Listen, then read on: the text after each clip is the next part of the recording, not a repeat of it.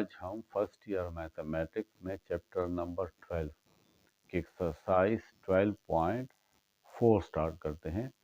ये हमारा lecture number 137 है। 136 लेक्चर में मैं इसके एग्जाम्पल भी सॉल्व करूँगा, लेकिन पहले मैं ये एक्सरसाइज सॉल्व करता हूँ। इस एक्सरसाइज का जो मेन टॉपिक है वो इनवर्स फंक्शंस है। तो पहले हम समझते हैं कि फंक्शंस क्या है और इसके इनवर्स फंक्शंस क्या हैं। ये आप कई दफ़ा पढ़ चुके हैं। चैप्टर नंबर 8 में भी हमने इनवर्स फंक्शन पढ़े हैं, लेकिन थोड़ा सा मैं आपके लिए इसको दोहरा देता हूँ कि अगर आपके पास एक फंक्शन है, ये एफ ऑफ एक्स,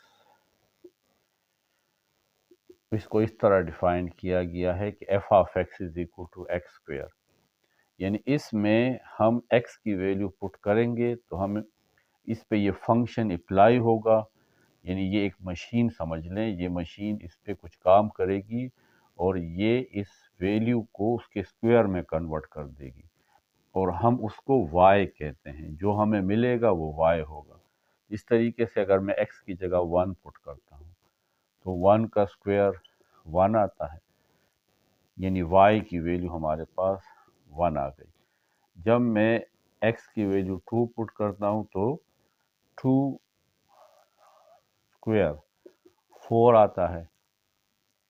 जब मैं x की जगह 3 पुट करता हूँ तो 3 स्क्वायर, यहाँ पे देखें x की जगह 3 तो 3 स्क्वायर, इससे 9 आएगा। अगर मैं x 4 पुट करता हूँ तो 4 स्क्वायर 16। यानी इसका मतलब है कि ये फंक्शन हर एक नंबर को उसके स्क्वायर में कन्वर्ट कर रहा है।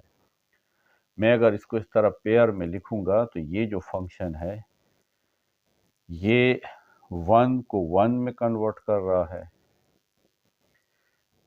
2 को 4 में कन्वर्ट कर रहा है,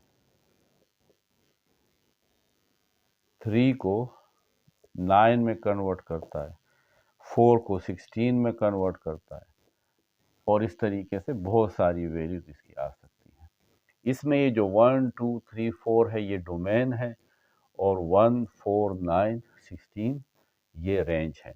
इस फंक्शन को हम ये भी कह सकते हैं कि ये 1 1 फंक्शन है, क्योंकि हर एक वैल्यू जो है उसके लिए अलग अलग y की वैल्यू है। अगर x की किसी वैल्यू के लिए y रिपीट हो जाता तो फिर वो 1 1 फंक्शन नहीं होगा। तो ये हमारे पास एक 1 1 फंक्शन भी है। इसका डोमेन क्या है? इसका domain of this function is 1 2 3 4। बाकी वैल्यूज को छोड़ दे, सिर्फ ये अगर 4 हम लें 1 2 3 एंड 4, और इसका रेंज क्या होगा? रेंज ऑफ दिस फंक्शन, ये सेकंड एलिमेंट 1 4 9 एंड 16, 1 4 9 एंड 16, ये इसका रेंज है। ये जो फंक्शन है ये 1 1 फंक्शन है। और अगर इसका ये 1 4 9 16 ये कोई हमारे पास सेट हो, अगर आपके पास एक सेट है x, इस सेट में ये पहले एलिमेंट है 1 2 3 4, और आपके पास एक दूसरा सेट है y, इसमें ये एलिमेंट है 1 4 9 एंड 16, 1 4 9 एंड 16, ये दो सेट है, इसमें से हमने ये एक फंक्शन बनाया है। इसका ये डोमेन है 1 2 3 4 और ये रेंज है। इस डोमेन में जो एलिमेंट्स हैं 1 2 3 4 ये इस सेट के इक्वल होना चाहिए। यानी देखें सेट x में 1 2 3 4 है, पहला सेट x है, दूसरा सेट y है। अगर इसमें 1 2 3 4 है और इसके डोमेन में सिर्फ 1 2 3 हो तो फिर ये फंक्शन नहीं होगा। 1 1 फंक्शन उसे कहते हैं कि हर एक x के लिए y की डिफरेंट वैल्यू हो, कोई वैल्यू y की रिपीट ना हो तो वो 1 1 फंक्शन होता है। ऑन टू फंक्शन का मतलब ये है कि जब हम इसका रेंज लेते हैं 1 4 9 और 16, ये इस सेकंड सेट, यहाँ पे सेकंड सेट y है, इसके इक्वल हो तो ये हमारे पास ऑन टू फंक्शन होता है। अब अगर मैं आपसे कहूं कि मुझे एक ऐसा फंक्शन चाहिए जिसमें मैं ये y की वैल्यूज पुट करूं 1, 4, 9 और 16 और मुझे ये x मिले 1, 2, 3, 4, तो फिर मैं कहूँगा ये फंक्शन जो मैं अभी फाइंड करूँगा जिसमें मैं 1, 4, 9, 6 पुट करता हूँ और मुझे ये 1, 2, 3, 4 मिलता है, तो फिर वो इस फंक्शन का इन्वर्स होगा। वो क्या हो सकता है? देखें, अगर मैं आपसे ये कहूँ f inverse of x under the root x, ये फंक्शन इस फंक्शन का इन्वर्स है। किस तरीके से? अगर मैं इसमें ये पुट करूं, ये वाली वैल्यू 1, तो 1 का स्क्वायर रूट 1 आता है।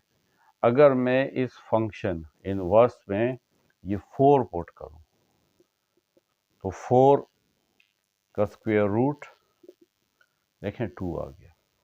अगर मैं इस फंक्शन में 9 पुट करूं, तो 9 का स्क्वायर रूट 3 आता है। इसी तरीके से लास्ट में अगर मैं यहाँ 16 पुट करूं, तो 16 का स्क्वायर रूट 4 आता है। तो मैं ये कह सकता हूं कि ये f इनवर्स इस फंक्शन का इनवर्स फंक्शन है, क्योंकि इस में जो y की वैल्यू है 1, 4, 9, 16, ये y है।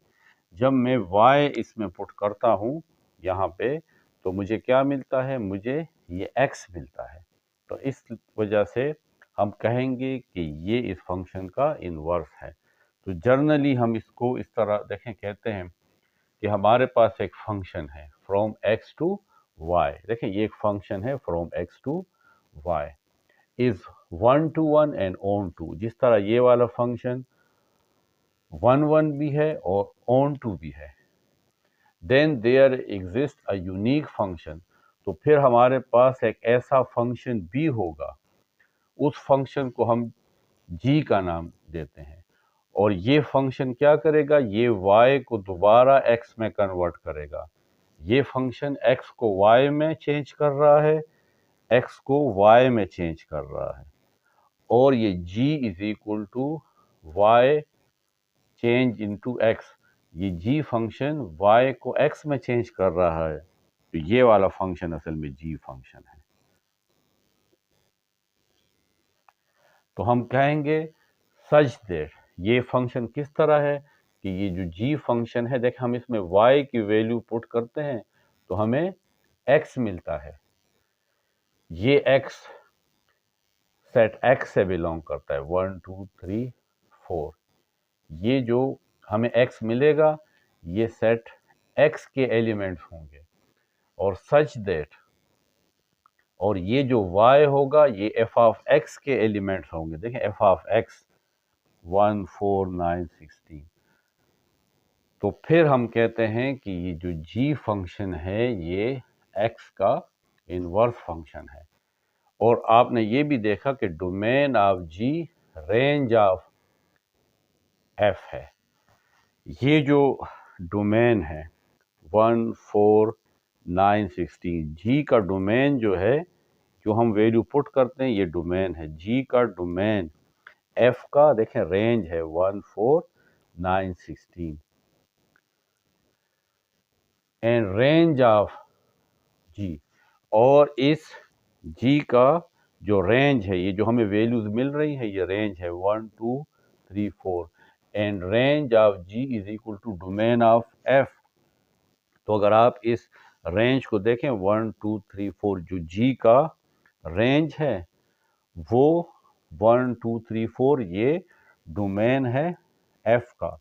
ये हमने चैप्टर नंबर 8 में भी कहा था कि अगर एक फंक्शन f है, दूसरा फंक्शन g है, ये g फंक्शन f का इन्वर्स है, तो x जो डोमेन है वो इस फंक्शन का रेंज है, और फंक्शन f का जो रेंज है वो g फंक्शन का डोमेन है। तो फिर ये दोनों फंक्शन एक दूसरे के इन्वर्स हैं। तो इस g फंक्शन को मैं f इन्वर्स से शो कर सकता हूँ। तो इसको हम इस तरह भी कहते हैं कि f ऑफ x एक फंक्शन है जिसमें हम x की वैल्यू पुट करते हैं तो हमें y मिलता है। तो हमारे पास इनवर्स फंक्शन वो होगा जिसमें हम ये वाली y की वैल्यू पुट करेंगे और हमें x मिलेगा। तो ये मैंने आपको इस एग्जांपल से भी समझा दिया है। अब हम साइन फंक्शन को देखते हैं कि उसका इनवर्स क्या होगा। एक बात मैं आपको दोबारा समझा देता हूँ कि ये जो फंक्शन होता है उसके फर्स्ट एलिमेंट्स कभी भी रिपीट नहीं होंगे। देखें, यहाँ पे 1 है, यहाँ पे 2 है, यहाँ पे 3 है, यहाँ पे 4 है। अगर फर्स्ट एलिमेंट्स रिपीट हो गए, यानी यहाँ पे भी 1 हो और यहाँ पे भी 1 हो, या यहाँ पे भी 2 हो और यहाँ पे भी 2 हो, तो फिर वो एक रिलेशन तो है लेकिन वो फिर फंक्शन नहीं है। तो फंक्शन की शर्त ये है कि उसमें first elements of the order pair repeat नहीं होते, और जब उसका डोमेन लेते हैं इस फंक्शन का डोमेन, तो वो सेट x के इक्वल होता है। देखें, ये 1 2 3 4 सेट x के इक्वल है, यानी पहला जो सेट है, आप इसको a और b भी कह सकते हैं। लेकिन जो अहम बात है कि फंक्शन में first elements of the order pair repeat नहीं होंगे। अब हम ट्रिग्नोमेट्रिक फंक्शंस के इनवर्स को ज़रा थोड़ा सा स्टडी करते हैं। हमारे पास एक फंक्शन है f of x is equal to sine x, यानी यहाँ हम x की वैल्यू पुट करेंगे जो हमारा डोमेन होगा और उस पर साइन अप्लाई हो जाएगा और इससे जो आंसर आएगा वो y होगा। अब अगर हम साइन -180 पुट करें, यहाँ पे माइनस पाई का मतलब है -180, ये हमने कुछ वैल्यूज ली हैं सिर्फ समझाने के लिए। तो साइन -180 या साइन पाई, ये एंगल्स रेडियंस में है, तो इससे आता है 0। जब हम -π/2 यानी -90 पुट करते हैं तो इससे आता है -1। साइन 0, जब हम x की जगह 0 पुट करते हैं तो साइन 0 इज इक्वल टू 0, यानी y की वैल्यू 0 है। फिर हम π/2 पुट करते हैं 90, तो हमारे पास आता है 1। जब हम पाई पुट करते हैं तो हमारे पास 0 आता है। जब हम 3π/2 पुट करते हैं तो 3π/2 का मतलब 270, यहाँ पे पुट करते हैं तो साइन 270 फिर 1 आता है। और 2π यानी 360 जब यहाँ पे हम पुट करते हैं इस फंक्शन में तो y की वैल्यू फिर 0 आती है। तो ये हमारे पास एक फंक्शन है, इसमें हमने ये x की वैल्यू पुट की और हमें y की वैल्यू आ गई। ये तमाम y है। जब हम इसका ग्राफ ड्रा करेंगे, देखें, ये देखें, अब हम इसका ग्राफ ड्रा करते हैं। x एक्सिस पे हमने एंगल ड्रा किए हैं और y एक्सिस पे y की वैल्यू है, जो मैक्सिमम ज़्यादा से ज़्यादा 1 है और मिनिमम -1 है। तो अगर x की वैल्यू 0 रेडियन है तो y भी 0 है, ये पॉइंट हमें मिल जाएगा। जब एंगल π/2 है तो देखें ये 1 है, तो π/2 पे ये पॉइंट हमें 1 मिल जाएगा। 1 के सामने और π/2 के ऊपर हम पॉइंट लगा लेंगे। पाई रेडियन पे फिर 0 है। 3π/2 पे हमारे पास वैल्यू ये -1 आती है। तो यहाँ पे हम 3π/2 के नीचे और -1 के सामने ये वैल्यू लगा लेंगे। 2π पे 0 है। इस साइड पे आ जाएं, -π/2, अगर हम यहाँ पे -π/2 पुट करें तो हमारे पास -1 आता है। जब -π पुट करते हैं यहाँ पे तो हमारे पास 0 आता है। और अगर एक वैल्यू और पुट करें 3π/2 -3π/2, तो साइन -3π/2 ये भी 1 आता है। तो ये पॉइंट हमें मिल जाएगा -3π/2 के ऊपर और 1 के सामने। तो अब देखें, इसको हम अगर ड्रा करेंगे तो इस तरह एक हमारे पास ग्राफ बनेगा। ये तमाम पॉइंट्स मिल जाएंगे।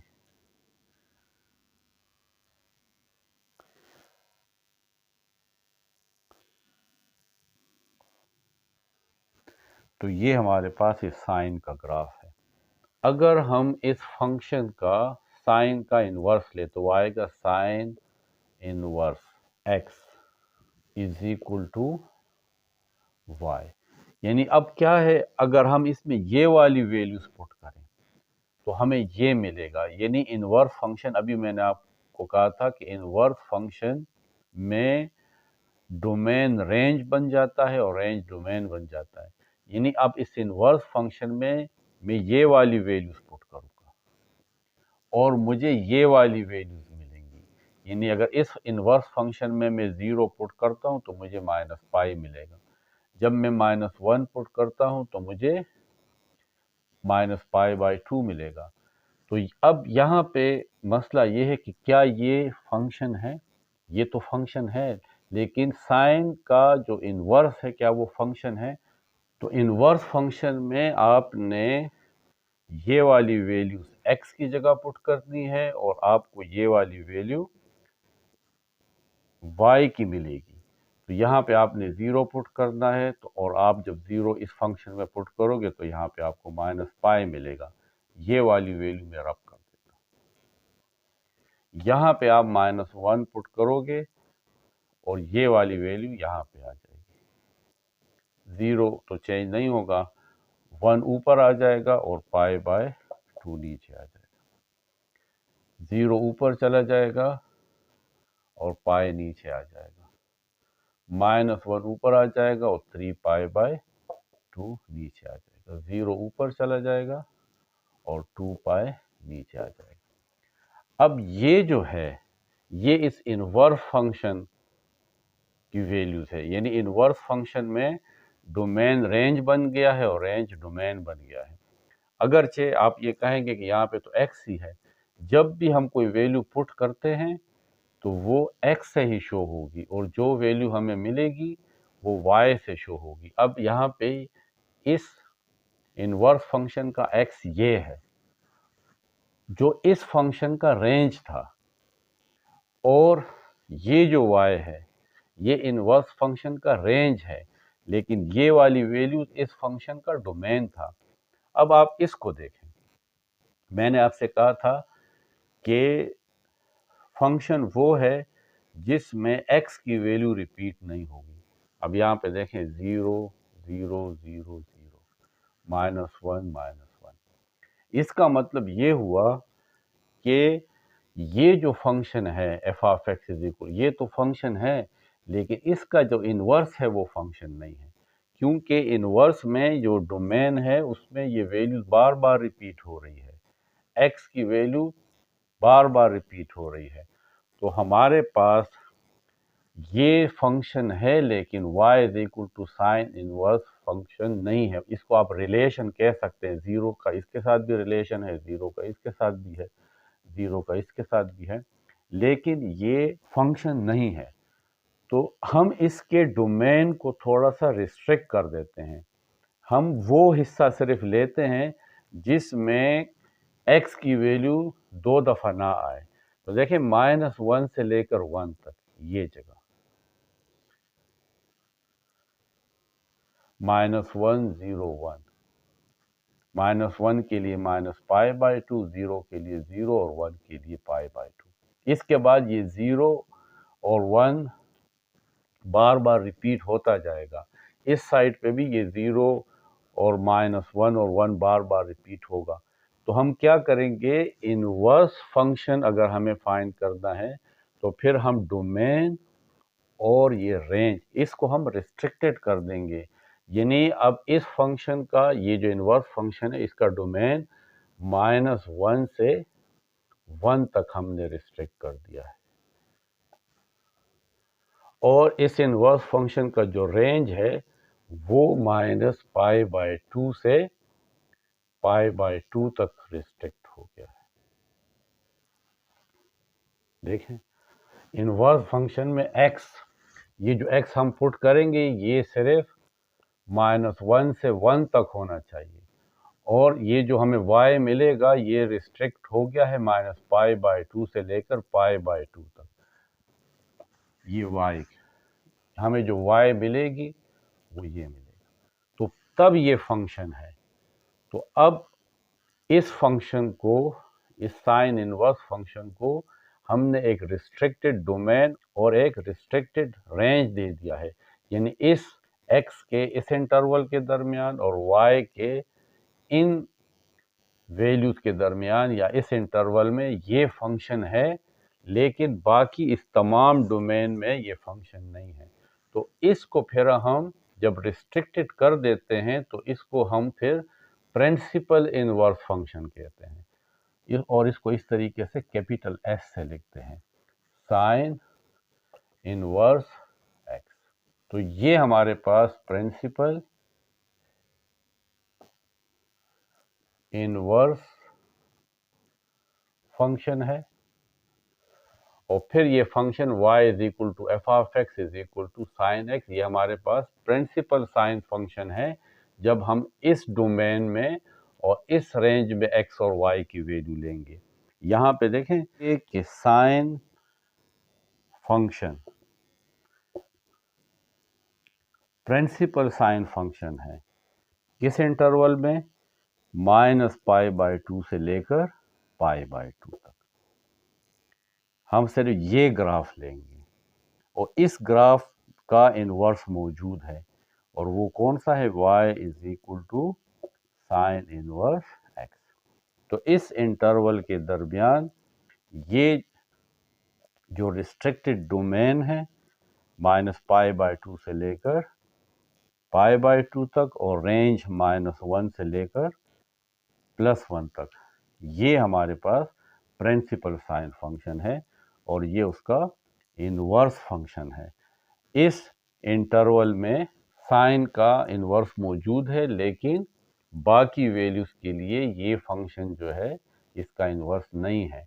हम उसको रिलेशन तो कह सकते हैं लेकिन फंक्शन नहीं कह सकते। अब ये बहुत सारे, ये पूरा टेबल है जिसमें आपको ये बताया गया है कि ये जो प्रिंसिपल साइन फंक्शन है इसका डोमेन -π/2 से π/2 तक है और रेंज -1 से 1 तक है।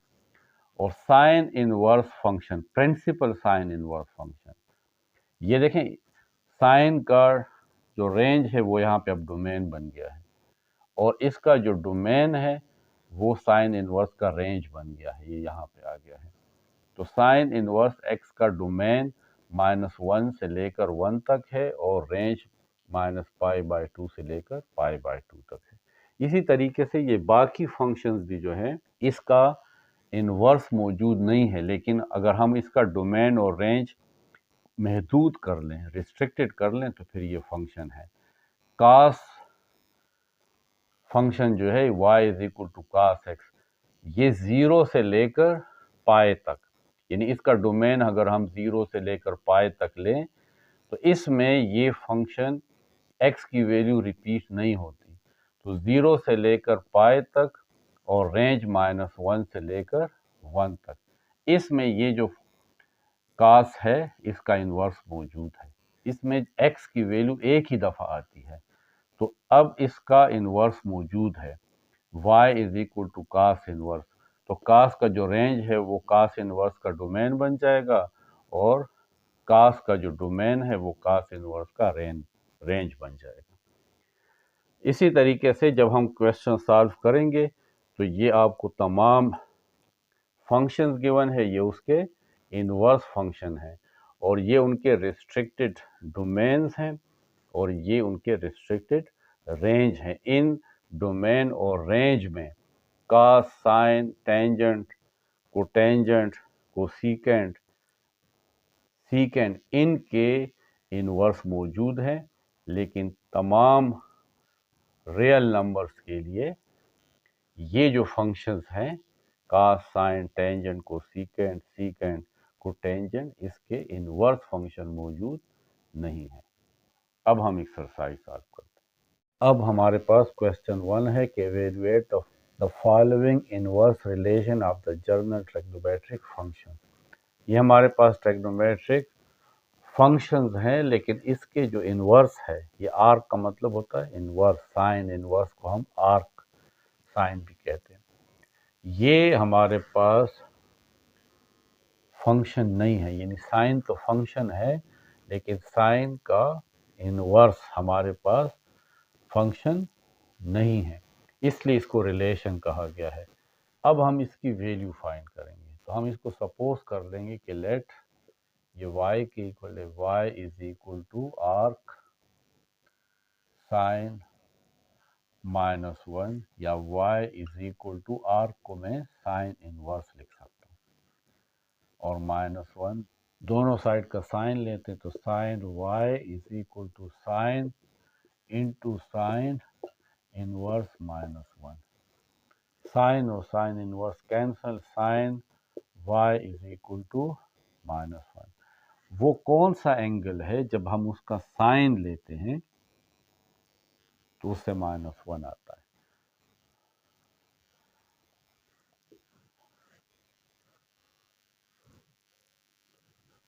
ये x एक्सिस है, ये y एक्सिस है। इस तरीके से रे मूव करती है। जब 270 पे आती है तो 270 डिग्री, जिसको हम 3π/2 भी कहते हैं, साइन की वैल्यू हमारे पास -1 आती है। इसका मतलब है ये जो y है ये 3π/2 यानी 270 है।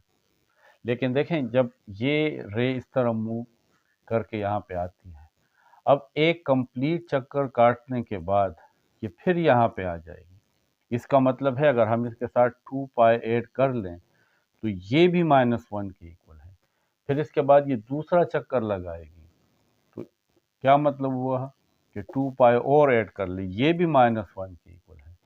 फिर इसके बाद एक और चक्कर लगाएगी, फिर 2π ऐड कर लें तो इससे भी हमारे पास क्या आएगा, -1 आएगा। इसका मतलब है कि सिर्फ 3π/2 के ऊपर ये -1 नहीं है, बल्कि इनफाइनाइट ऐसे एंगल हैं जिसके ऊपर -1 आता है। तो हम इसको इस तरह लिखते हैं कि y इज इक्वल टू इस 2π + 2π + 2π के बजाय हम लिख लेते हैं 2nπ या 2kπ भी आप लिख सकते हैं। ये n क्या चीज़ है, n belongs to z, integers है। यानी अगर आप देखें n की जगह 1 पुट करें तो 2π हो गया, n की जगह अगर हम 2 पुट करें तो 2 2 आर 4π, यानी 2π + 2π, एक चक्कर फिर दूसरा चक्कर तो 4π, फिर तीसरा चक्कर यानी 6π। तो यहाँ पे देखें n की जगह 3 पुट करें, इसका मतलब है कि ये इनफाइनाइट वैल्यूज आती है। तो हम इसके सोल्यूशन सेट में लिखेंगे कि y बिलोंग्स टू 3π/2 + 2nπ, और n क्या चीज़ है, n हमारे पास इंटीजर है। अब देखें मैं आपको एक मिसाल देता हूँ। अगर हम n की जगह 1 पुट करें तो 3π/2 और यहाँ पे 1 तो ये 2π हो जाएगा। आप इसका एलसीएम लें 2, ऊपर आ जाएगा 3π एंड 2 2 आर 4π। इससे आता है 7π/2। अब आप कैलकुलेटर से साइन 7π/2 लें, इससे भी -1 आएगा। 3π/2, n की जगह मैं 2 ले लेता हूँ, 2 2 आर 4π, यहाँ पे 4π लिख लें। अब आप इसका एलसीएम ले 2, ऊपर आ जाएगा 3π एंड 2 4 आर 8π। 8π एंड 3π 11π/2। कैलकुलेटर से साइन 11π/2 आप फाइंड करें तो उससे भी -1 आएगा।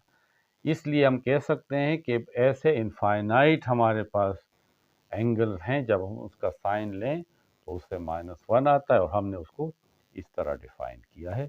तो y का ये तमाम सोल्यूशन सेट है।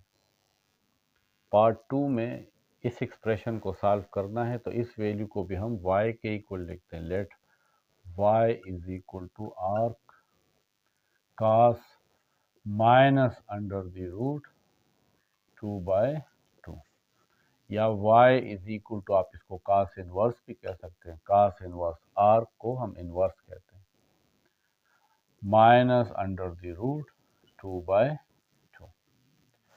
दोनों साइड का cos ले लें तो cos y is equal to cos into cos inverse -√2/2। ये कैंसिल तो cos y is equal to -√2/2। अब आपको ज़्यादातर टेबल में इस तरह की वैल्यू गिवन नहीं होती, इससे आप फेमिलियर नहीं हैं, वरना कैलकुलेटर से आप अगर cos inverse minus under the root 2/2 निकालेंगे तो इससे π/4 आता है। लेकिन इसका एक और तरीका भी है, इसको हम इस तरह भी कर सकते हैं कि माइनस अंडर द रूट 2/2, इसको अंडर द रूट 2 से मल्टीप्लाई भी कर दें और अंडर द रूट 2 से डिवाइड भी कर लें। तो cos y is equal to minus under the root 2 और under the root 2 under the root 2 square, और नीचे आ जाएगा 2 into under the root 2, square and square root cancel, cos y is equal to minus 2/2 under the root 2, ये भी cancel, cos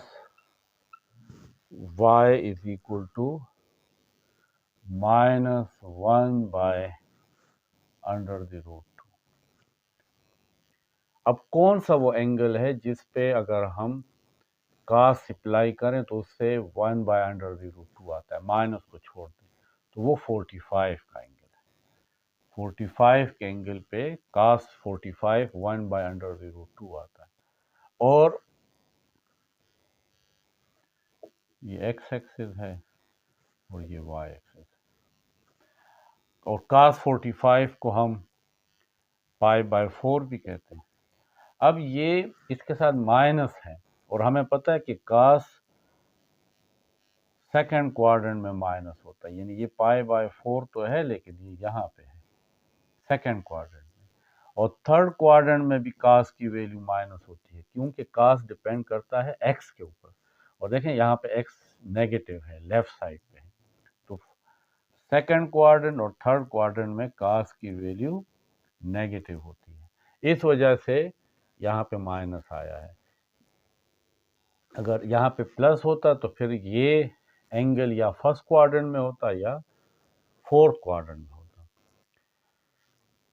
अच्छा, अब ये π/4 तो है, यानी इसका मतलब है कि y π/4 तो है, लेकिन एंगल तो हम यहाँ से मेजर करते हैं, तो ये एंगल कितना होगा, यानी ये रे कितना मुड़ी है, तो देखें ये टोटल यहाँ से लेकर यहाँ तक पाए है, इस पाए में से ये एंगल माइनस कर दें π/4, तो आपके पास क्या आएगा, आपके पास ये वाला एंगल आ जाएगा। तो पाई माइनस π/4 कितना होता है, इसके साथ ये 4 आप एलसीएम ले लें, ऊपर आ जाएगा 4 minus pi, y is equal to 3π/4। लेकिन ये रे यहाँ पे है, ये एक चक्कर काटने के बाद फिर यहाँ पे होगी, दूसरा चक्कर काटने के बाद फिर यहाँ पे होगी, तीसरा चक्कर काटने के बाद फिर यहाँ पे होगी। इसका मतलब है कि हमें इनफाइनाइट इस तरह की वैल्यूज मिल सकती हैं जिस पर अगर cos अप्लाई करें तो उससे आएगा -1 अंडर द रूट 2, जो अभी मैंने आपको इससे पहले वाले क्वेश्चन में बताया। तो हम क्या करेंगे, यहाँ पे 2n पाई इसके साथ ऐड कर लेंगे, और यहाँ पे n क्या चीज़ है, n हमारे पास इंटीजर है, यानी अगर n की जगह हम 1 पुट करें तो 2 1 are 2, 2 pi, 3π/4 plus 2 pi, 3π/4 plus 2 pi, इससे कितना एंगल आएगा, 4 एलसीएम, 3 पाई 4 2 जार 8 पाई, 8 पाई एंड 3 पाई 11 π/4। आप कैलकुलेटर से cos 11 π/4 निकालें, उससे भी यही वैल्यू आएगी। तो ये हमारे पास बहुत सारी वैल्यू आती है, इसलिए हम इसके साथ 2n पाई लिखते हैं। अब दूसरी सिचुएशन ये है कि ये रे तो यहाँ पे भी हो सकती है, तो देखें यहाँ से लेकर यहाँ तक पाए है, यानी 180, और ये इसके साथ π/4 है, तो y की वैल्यू कितनी हो सकती है, पाई के साथ π/4 ऐड कर लें, तो y is equal to 4 LCM, तो ऊपर आ जाएगा 4 pi plus pi, y is equal to 5 π/4। 5 π/4 पे, यानी यहाँ पे अगर रे है और एंगल 5 π/4 है तो उससे भी -1 अंडर द रूट 2 आता है। लेकिन जाहिर है कि ये तो एक साइकिल के बाद फिर दूसरा, दूसरे के बाद तीसरा, ये रे तो इस तरह मुसलसल मूव करती है, इसलिए 5/4 के अलावा 2n जितने भी एंगल होंगे उस पे भी वैल्यू -1/√2 होगी। तो इसलिए हम इसके साथ 2n ऐड करते हैं और n हमारे पास इंटीजर्स हैं। तो y का सॉल्यूशन सेट यानी y बिलोंग्स टू y की ये तमाम वैल्यूज भी है 5/4 प्लस 2n यूनियन, और ये तमाम वैल्यूज भी है 5/4 प्लस 2n और n क्या चीज़ है, n belongs to integers, n belongs to integers. तो ये तमाम एंगल्स और ये तमाम एंगल, इन तमाम एंगल्स का यूनियन y का सोल्यूशन होगा।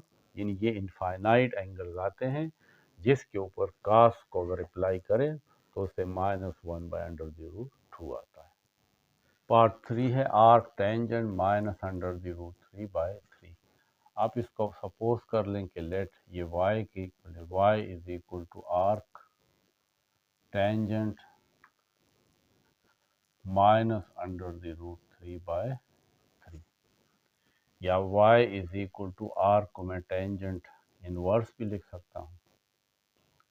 आर्क टेंजेंट इनवर्स के इक्वल होता है -√3/3।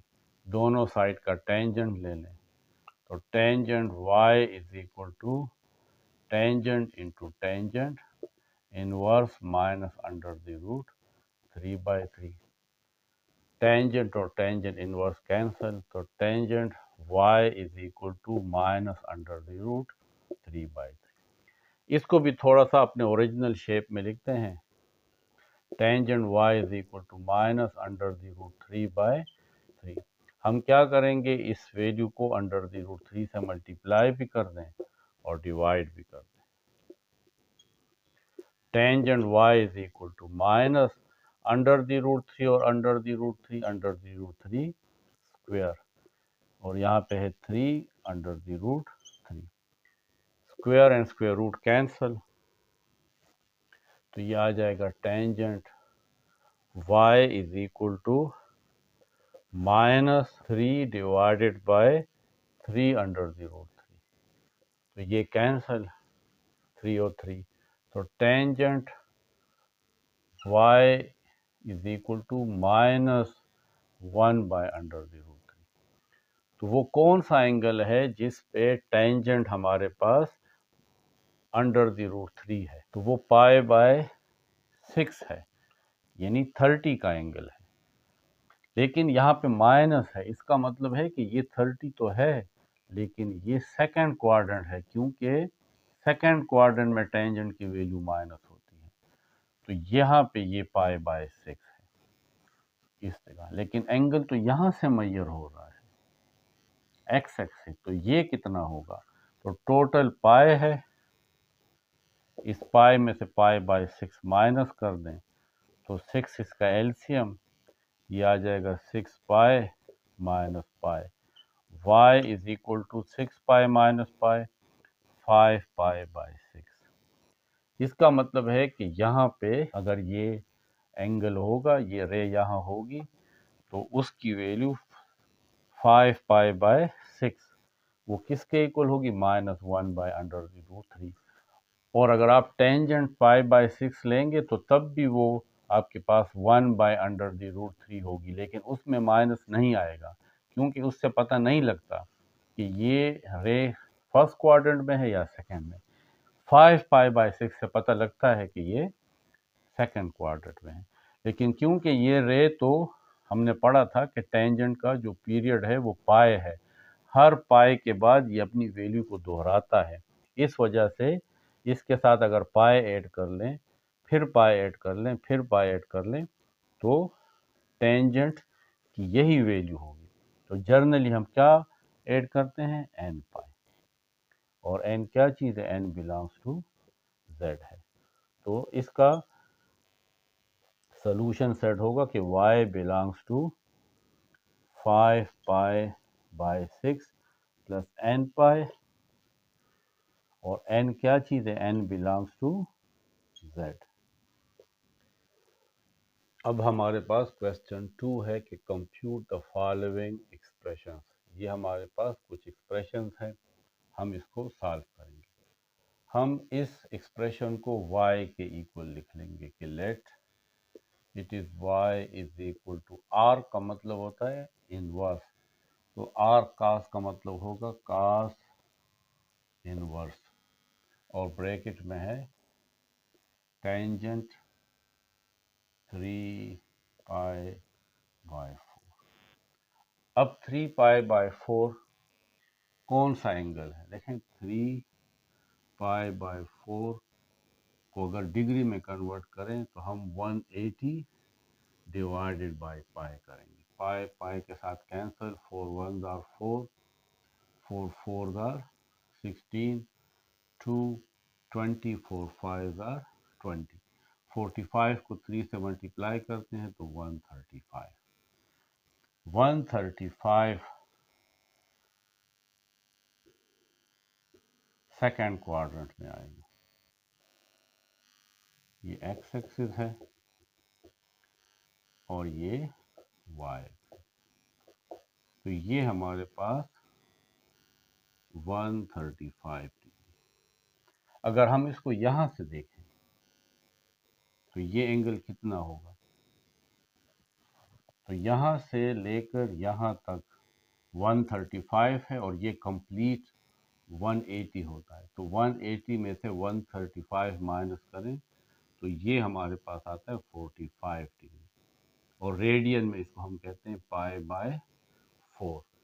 और हमें पता है कि टेंजेंट पाई बाय 4 ये 1 के इक्वल होता है। टेंजेंट 3 पाई बाय 4 भी 1 के इक्वल होता है। अगर आप इसको यहाँ से मेजर करेंगे तो 135 होगा या 3 पाई बाय 4। अगर आप टेंजेंट 3 पाई बाय 4 या 135 लेंगे तो वो भी 1 होगा, और अगर आप टेंजेंट 45 या पाई बाय 4 लेंगे तो वो भी 1 होगा। अब ये सेकंड क्वाड्रेंट में है, और सेकंड क्वाड्रेंट में टेंजेंट हमारे पास नेगेटिव है, साइन पॉजिटिव है, साइन थीटा, कॉस नेगेटिव है, और क्योंकि टेंजेंट हमारे पास होता है tangent theta is equal to sine theta by cos theta, एक वैल्यू पॉजिटिव है और एक नेगेटिव, तो हमारे पास टेंजेंट की वैल्यू सेकंड क्वाड्रेंट में नेगेटिव है, इसलिए हम 1 के बजाय -1 लेंगे। तो अब हम इसको लिख लेंगे y इज इक्वल टू कॉस इनवर्स, और टेंजेंट 3 पाई बाय 4 हमारे पास -1। अब हम अगर दोनों साइड का कॉस लें तो यहाँ पे भी आ जाएगा कॉस y, और ये कॉस इनवर्स है, इसका जब हम कॉस लेते हैं कॉस का कॉस इनवर्स, तो कॉस और कॉस इनवर्स आपस में कैंसिल, तो आ जाएगा cos y is equal to -1।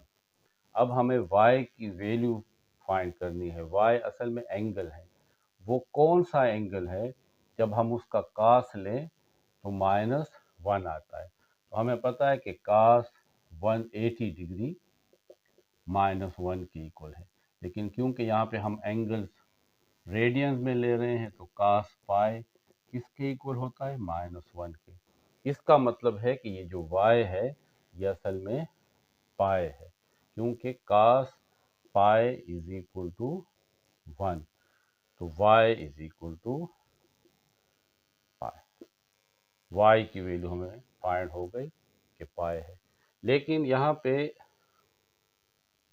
एक और बात भी है कि यहाँ ये 180 है जिसको हम पाई कहते हैं, यहाँ से लेकर यहाँ तक ये हमारे पास पाई है। जब ये रे यहाँ पे होती है तो कास की वैल्यू -1 होती है 180 के ऊपर। रे यहाँ से स्टार्ट होती है और यहाँ पे आती है, तो ये 180 है, और कास 180 या कास पाई -1 के इक्वल होता है। जब ये रे एक चक्कर फिर काटेगी इस तरह कंप्लीट, तो फिर ये रे यहाँ पे आ जाएगा, तो फिर भी इसकी वैल्यू -1 होगी।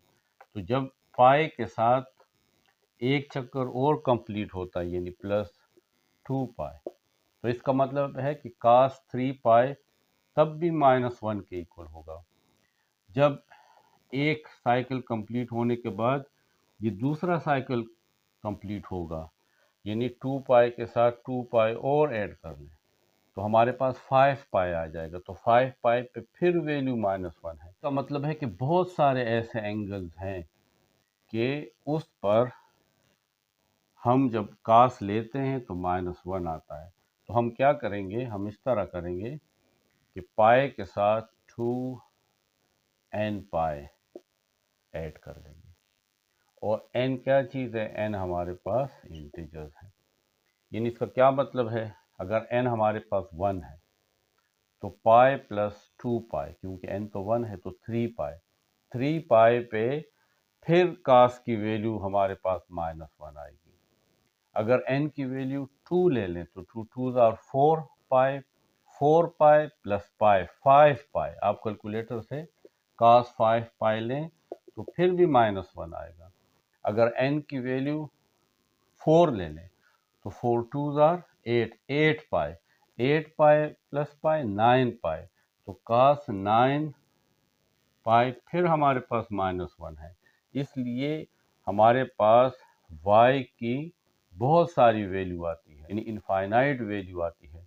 तो y होगा पाई और पाई के साथ 2n पाई हम ऐड कर लेंगे और n क्या चीज़ है, इंटीजर है। तो हम कहेंगे कि इसका जो सोल्यूशन सेट है, solution set is pi plus 2n पाई, और n क्या चीज़ है, n बिलोंग्स टू z।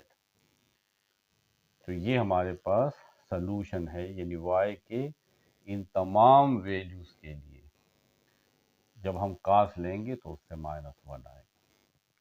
अब ये हमारे पास पार्ट 2 है। इस एक्सप्रेशन को सॉल्व करेंगे। इसमें ये जो इनसाइड टेंजेंट इनवर्स 1/√3 है, इसको हम सपोज करते हैं कि ये let it is equal to y is equal to tangent inverse 1/√3। यहाँ का टेंजेंट इनवर्स हटाने के लिए हम दोनों साइड को टेंजेंट से मल्टीप्लाई कर लेते हैं। तो ये टेंजेंट y हो जाएगा और यहाँ पे भी टेंजेंट को टेंजेंट इनवर्स के साथ मल्टीप्लाई करेंगे तो टेंजेंट और टेंजेंट इनवर्स कैंसल और tangent y is equal to 1/√3। अब वो कौन सा एंगल है, आप ट्रिग्नोमेट्रिक फंक्शंस का टेबल देखें तो आपको पता लगेगा कि अगर हम टेंजेंट 30 डिग्री लें तो 30 डिग्री के ऊपर टेंजेंट की वैल्यू 1/√3 आती है। इसका मतलब है कि ये जो y है ये 30 डिग्री है। जब हम टेंजेंट 30 लेंगे तो वो 1/√3 के इक्वल है। तो हम इसको π/6 भी कह सकते हैं। रेडियन में 30 को π/6 कहते हैं, क्योंकि अगर आप देखें ना π/6 को 180/π से मल्टीप्लाई करें तो पाई के साथ कैंसिल, 6 1 जार 6, 6 3 जार 18 और ये 0, तो 30 डिग्री। इसका मतलब है कि y की वैल्यू जो है ये π/6 है। ये हमारे पास प्रिंसिपल टेंजेंट फंक्शन है। तो ये जो y की वैल्यू हमारे पास आई है, ये देखें टेंजेंट इनवर्स x, इसमें ये जो y है ये -π/2 से π/2 के दरमियान होनी चाहिए, यानी y -π/2 यानी -90 से बड़ा होना चाहिए और 90 से छोटा होना चाहिए। तो π/6 तो 30 आता है। इसका मतलब है कि ये जो π/6 है ये बिलोंग्स टू, इस इंटरवल में है -π/2 और π/2 के बीच में आता है। इस वजह से हम π/6 को ले सकते हैं। इसको आप इस तरह भी लिख सकते हैं और इस तरह भी लिख सकते हैं, ये एक ही बात है। तो अब हम यहाँ पे दोबारा इसको लिख लेंगे sin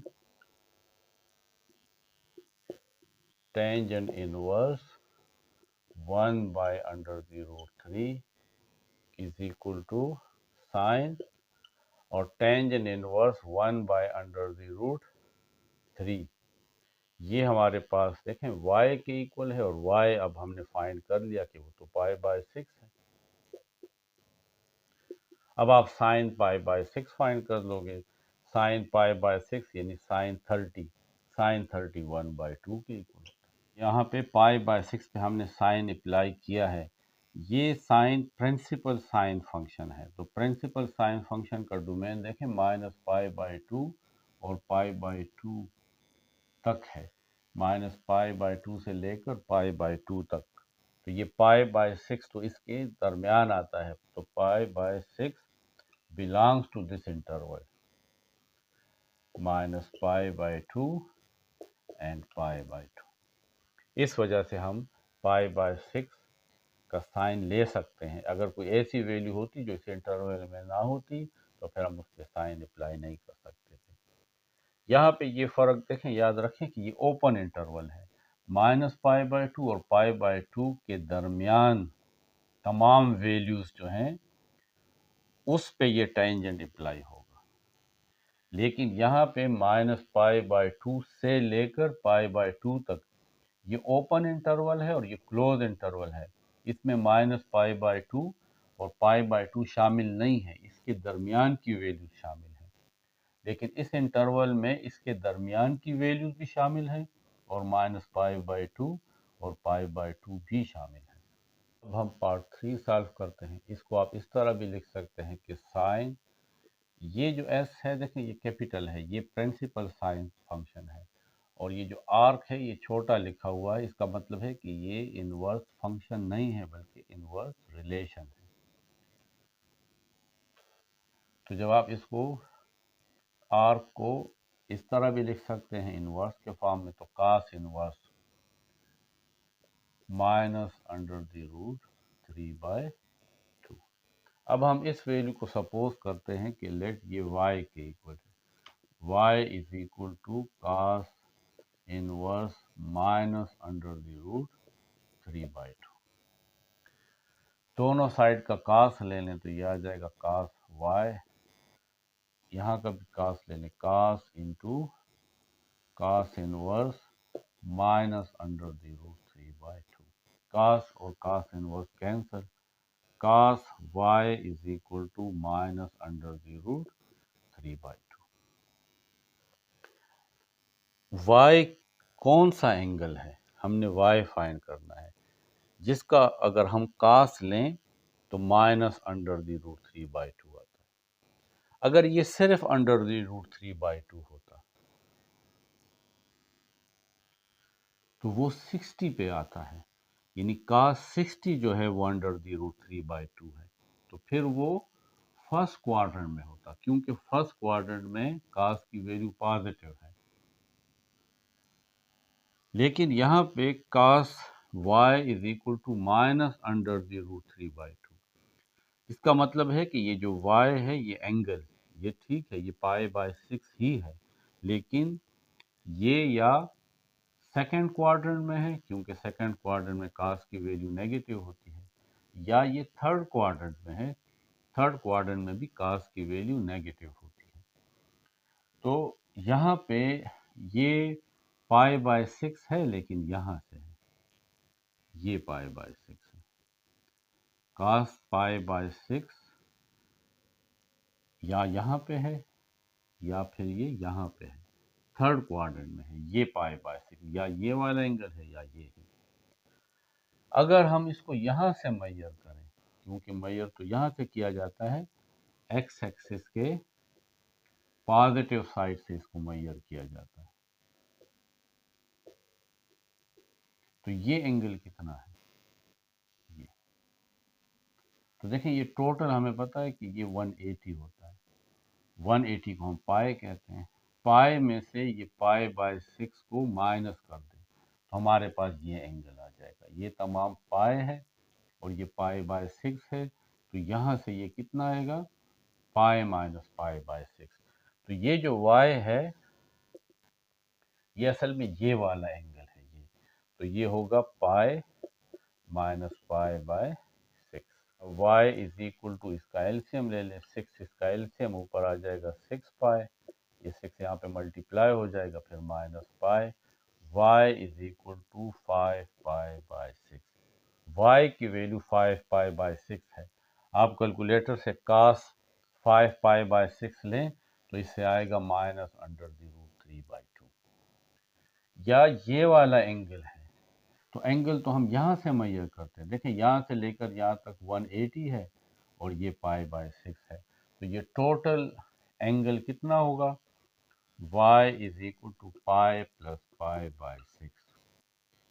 y is equal to 6, इसका एलसीएम ले लें तो ये आ जाएगा 6 pi plus pi, y is equal to 7 pi by 6। तो अगर आप cos 7 पाई बाय 6 लें तो इससे भी माइनस अंडर द रूट 3/2 आता है। तो हमें ये फाइंड हो गया कि ये जो y है या तो ये 5 पाई बाय 6 है या 7 पाई बाय 6 है। अब हम क्योंकि इसको सॉल्व करना चाह रहे हैं तो हम लिख लेंगे sine cos inverse minus under the root 3/2 is equal to sine, और इसकी वैल्यू cos inverse minus under the root 3/2, cos inverse minus under the root 3/2, ये तो y के इक्वल है, और y हमारे पास फाइंड हो गया कि वो 5 पाई बाय 6 है, तो आप लिख लोगे sine 5 pi by 6 is equal to, अब साइन 5 पाई बाय 6 आप फाइंड करोगे, तो साइन 5 पाई बाय 6 आप कैलकुलेटर से भी फाइंड कर सकते हैं या आप इस तरह फाइंड कर लें। देखें 5 पाई बाय 6 को अगर आप डिग्री में कन्वर्ट करें तो 180 divided by pi, pi pi के साथ cancel, 6 1s are 6, 6 3s are 18 and 0, 5 को 30 के साथ मल्टीप्लाई करेंगे तो 150 आएगा। अब 150 आपको वैल्यू पता नहीं है तो एक और तरीका है कि देखें ये रे यहाँ पे है और ये एंगल कितना है, 150 है, ये 150 है, तो ये कितना होगा, तो टोटल कितना होता है, टोटल 180 होता है, तो 180 में से 150 माइनस करें तो देखें 30 आ गया, तो साइन 30 असल में 5 पाई बाय 6 की वैल्यू यानी 150 या साइन 30 की वैल्यू ये आपस में इक्वल होती है, तो साइन 5 पाई बाय 6 या साइन 30 किसके इक्वल होता है, 1/2 के। तो ये expression sine cos inverse minus under the root 3/2 ये 1/2 के इक्वल आ जाएगा। अब एक y की वैल्यू ये भी है तो फिर दोबारा इसको लिख लेंगे sine cos inverse minus under the root 3/2 is equal to sine, और cos inverse minus under the root 3/2 ये तो y के इक्वल है और y है 7 पाई बाय 6, 7 पाई बाय 6।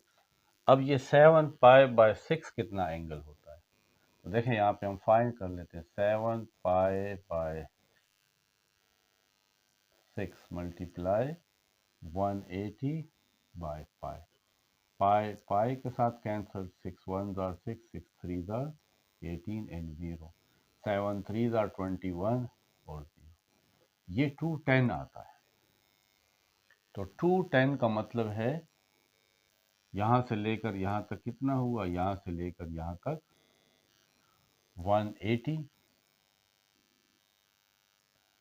और फिर ये 30, तो ये टोटल हमारे पास 210 आता है, लेकिन यहाँ से अगर इसको मेजर करें तो 30 आता है, तो इसका मतलब ये हुआ कि साइन 210 या साइन 30 इन दोनों की वैल्यू सेम है, और हमें पता है कि साइन 30 जो है वो तो 1/2 के इक्वल है जिस तरह यहाँ पे था, लेकिन क्योंकि ये देखें थर्ड क्वाड्रेंट में है साइन, क्योंकि ये रे थर्ड क्वाड्रेंट में है और थर्ड क्वाड्रेंट में साइन नेगेटिव होता है, तो इसी वजह से आप यहाँ पे 1/2 के साथ माइनस लगाओगे। तो sine cos inverse minus under the root 3/2, ये किसके इक्वल है? -1/2। अगर आपको इस तरह समझ नहीं आता तो फिर कैलकुलेटर से डायरेक्ट साइन 7π/6 फाइंड कर लें तो आपके पास -1/2 आ जाएगा। कुछ कैलकुलेटर -0.5 देंगे, क्योंकि अगर उसमें ये फ्रैक्शन वाला ऑप्शन नहीं है तो फिर वो आपको वो -0.5 देंगे। लेकिन याद रखें कि कैलकुलेटर को आपने रेडियन मोड में रखना है, डिग्री मोड में नहीं रखना। Solution set is, solution set में y की सॉल्यूशन सेट में हमारे पास ये दो वैल्यूज आ गई, 1/2 और -1/2। पार्ट 4 ये है। अब इसको हम सॉल्व करते हैं। तो ये लिख लेंगे, जो इनसाइड है इसको हम y के इक्वल लिख लेंगे कि let y is equal to arc cos -4/5, या y is equal to arc का मतलब होता है इनवर्स, तो ये आ जाएगा cos इनवर्स -4/5। इस cos इनवर्स को अगर हम यहाँ से हटाना चाहें तो दोनों साइड का cos ले लें। cos y is equal to cos into cos inverse -4/5। तो cos और cos inverse cancel, cos y is equal to -4/5। अब हमने y की वैल्यू फाइंड करनी है कि अगर हम y की उस वैल्यू का या उस एंगल का cos लें तो -4/5 है। तो हम कैलकुलेटर से शिफ्ट के साथ cos को प्रेस करेंगे तो cos इनवर्स आ जाएगा और फिर हम -4/5 लिखेंगे। तो हमारे पास y की जो वैल्यू आएगी वो आएगी y is equal to 2.49809 radian. हमारे पास ये वैल्यू आ जाएगी। कैलकुलेटर से आप cos इनवर्स -4/5 लें तो आपके पास ये आ जाएगा, यानी cos y की वैल्यू अगर हम 2.49809 रेडियन लें और फिर आप उसका cos निकालें तो इससे -4/5 आएगा। तो आपने कैलकुलेटर को रेडियन मोड में रखना है, डिग्री मोड में नहीं। अब आप इसको सॉल्व करेंगे, यानी tangent arc cos -4/5 is equal to tangent, और आर्क cos -4/5, देखें ये y के इक्वल है और y असल में इसके इक्वल है। तो आप इस तमाम की जगह लिख लेंगे 2.49809। फिर आप कैलकुलेटर की मदद से टेंजेंट 2.49809 फाइंड करेंगे और आपने कैलकुलेटर को रेडियन मोड में रखना है। तो इससे आ जाएगा आपके पास -0.75। आप इस डेसिमल को फ्रैक्शन में भी कन्वर्ट कर सकते हैं। माइनस ये जो 0.75 है इसमें से पॉइंट हटा दें तो पॉइंट की जगह नीचे 1 लिखेंगे और 7 और 5 की जगह 2 0 लिखेंगे। अब हम ये 25 के साथ कैंसिल कर सकते हैं। 25 3 आर 75 एंड 25 4 आर 100, तो ये आ जाएगा -3/4। तो टेंजेंट आर cos -4/5 की वैल्यू है -3/4। अब क्वेश्चन 3 है कि find the exact value of each expression. ये हमारे पास एक एक्सप्रेशन है, हमने इसकी एग्जैक्ट वैल्यू फाइंड करनी है। क्वेश्चन नंबर 2 में जो हमारे पास एक्सप्रेशन थी उसमें एग्जैक्ट वैल्यू हमें फाइंड नहीं करनी थी, बल्कि हम उसके साथ वो 2 के पाई ऐड करते थे, यानी उसकी बहुत सारी वैल्यूज या सॉल्यूशंस आती थी। यहाँ पे इसका एक ही सॉल्यूशन होगा, इसलिए हम इसको कहते हैं एग्जैक्ट वैल्यू। ये हमारे पास एक एक्सप्रेशन है इसमें ये जो sine inverse under the root 2/2 है, पहले हम इसको सॉल्व करते हैं। ये कैपिटल C और कैपिटल S है, तो इसका मतलब है कि ये प्रिंसिपल साइन इनवर्स फंक्शन है और ये प्रिंसिपल कॉस फंक्शन है। हम इसको सपोज कर लेते हैं कि लेट ये y के इक्वल है, y is equal to sine inverse under the root 2/2। दोनों साइड को साइन से मल्टीप्लाई करते हैं तो ये आ जाएगा sine y is equal to sine और sine inverse under the root 2/2। Sine और साइन इनवर्स एक दूसरे के साथ कैंसिल, ये दूसरे का इनवर्स है तो ये कट जाते हैं। Sine y is equal to under the root 2/2। इसको थोड़ा सा सिंप्लीफाई करते हैं। अंडर द रूट 2 और 2 को हम 2 दफ़ा अंडर द रूट में लिख सकते हैं, क्योंकि देखें अंडर द रूट 2 2 दफ़ा है तो अंडर द रूट 2 स्क्वायर, ये कैंसिल, इससे 2 आता है तो हम इसको 2 को 2 दफ़ा अंडर द रूट में लिख लेंगे, ये इसके साथ कैंसिल, तो sine y is equal to 1/√2। अब आपने ट्रिग्नोमेट्रिक रेशो का टेबल देखना है। y एंगल है, वो कौन सा एंगल है? जब हम उसका साइन लेते हैं तो 1/√2 आता है, तो वो 45 है या π/4। इसका मतलब है ये जो y है ये π/4 है। अब हम इस π/4 को देखेंगे कि ये इस इंटरवल में आता है या नहीं। देखें साइन इनवर्स में y हमारे पास -π/2 से लेकर π/2, ये उसका रेंज है, यानी -90 से लेकर 90 तक, और ये 45 है तो 45 इसके इस इंटरवल में आता है, तो हम कह सकते हैं कि ये π/4 जो है बिलोंग्स टू -π/2 और π/2, इसके इस इंटरवल के बीच में आता है। cos sine inverse under the root 2/2 is equal to cos, और sine inverse under the root 2/2 ये हमने y के इक्वल लिया है और y हमारे पास अभी आया है π/4, तो इसकी जगह हम π/4 लिखेंगे।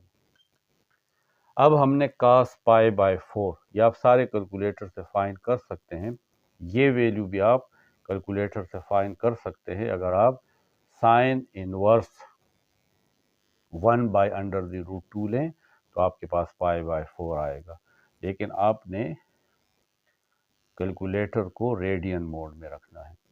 अब cos 45 या cos π/4 किसके इक्वल होता है? तो वो हमारे पास है 1/√2 की, और ये वैल्यू हम ले सकते हैं क्योंकि cos का अगर आप डोमेन देखें तो x की वैल्यू 0 से लेकर पाई तक है, तो यहाँ पे π/4 इस इंटरवल में आता है, तो इसके साथ हम लिख लेंगे कि ये π/4 बिलोंग्स टू 0 एंड पाई। ये जो हमने 1/√2 लिखा है, इसको थोड़ा सा और सिंप्लीफाई करते हैं।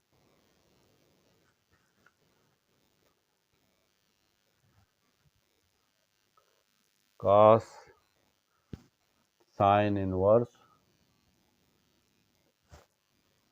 Under the root 2/2 is equal to 1/√2। हम इसको रेशनलाइज करेंगे, नीचे डिनोमिनेटर में ये जो अंडर द रूट 2 है इसको हमने हटाना है, तो हम क्या करेंगे, अंडर द रूट 2 के साथ मल्टीप्लाई भी कर लेते हैं और डिवाइड भी कर लेते हैं।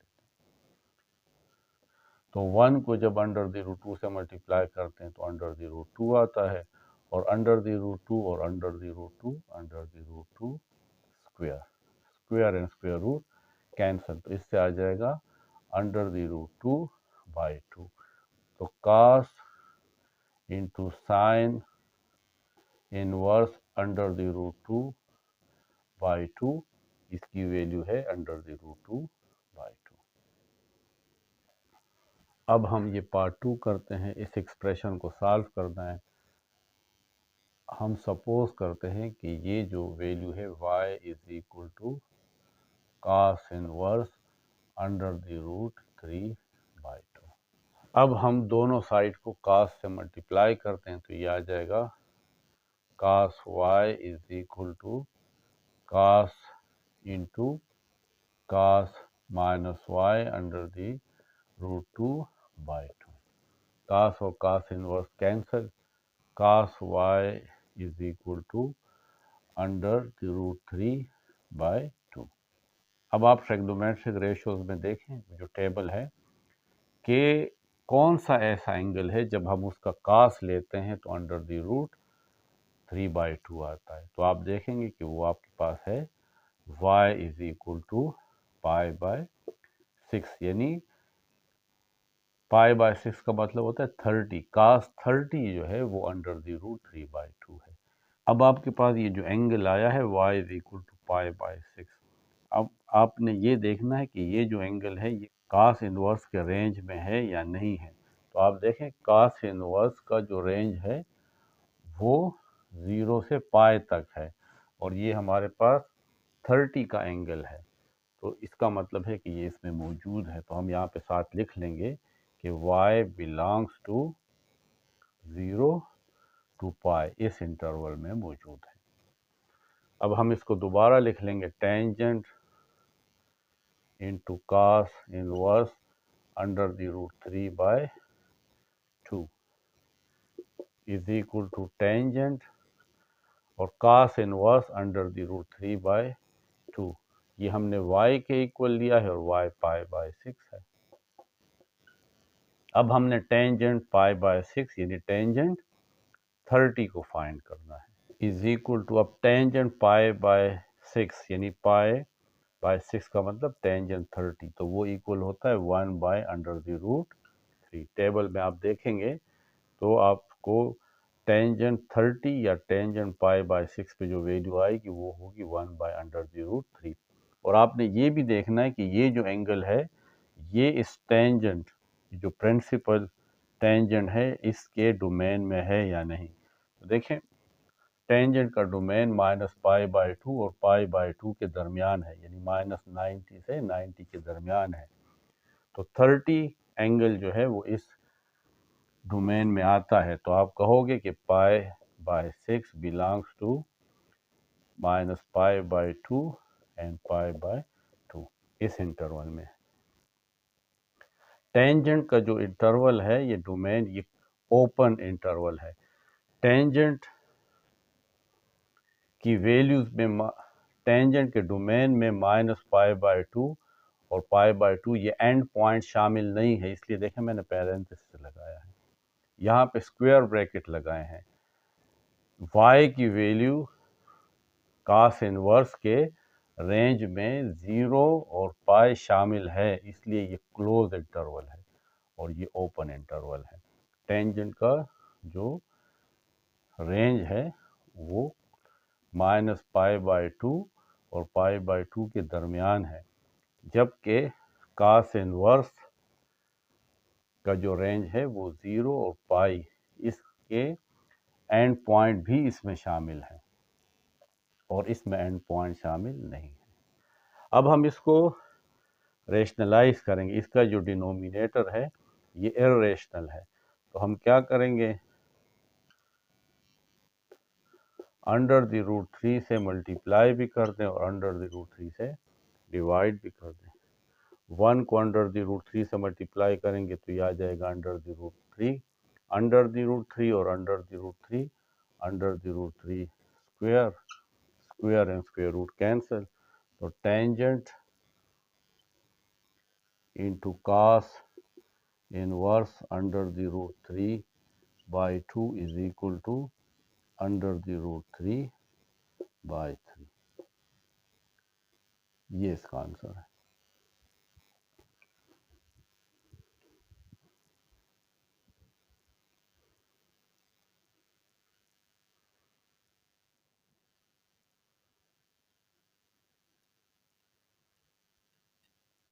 Part 3 secant cos inverse 1/2। Suppose कर लेंगे कि let y is equal to cos inverse 1/2। दोनों साइड को कास से मल्टीप्लाई कर लें तो cos y is equal to cos into cos inverse 1/2। Cos and cos inverse cancel, cos y is equal to 1/2। वो कौन सा एंगल है जब हम उसका कास लें तो हमारे पास 1/2 आता है। आप टेबल में भी देख सकते हैं या कैलकुलेटर से आप कास इनवर्स 1/2 निकाल लें तो आपको पता लग जाएगा कि कास की वैल्यू हमारे पास पाई/3 के ऊपर 1/2 है और पाई/3 का मतलब है 60 डिग्री।